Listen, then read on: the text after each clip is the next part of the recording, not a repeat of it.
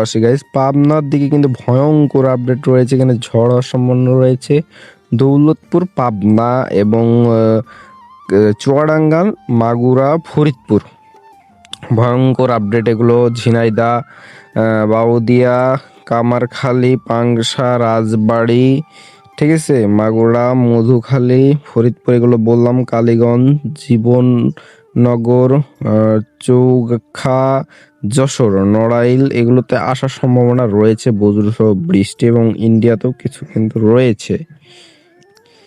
এছাড়াও নিচের যেগুলো আমরা দেখতে পাচ্ছি বরিশাল সহ বরিশাল, চাঁদপুর, লক্ষ্মীপুর এগুলোতে হওয়ার সম্ভাবনা রয়েছে ভারী বজ্রপাত যতগুলো দেখাচ্ছি, এবং এগুলোতে পানি হওয়ার সম্ভাবনাটা বেশি আমি দেখতে পাচ্ছি, তবে বলা যায় না একেবারেই।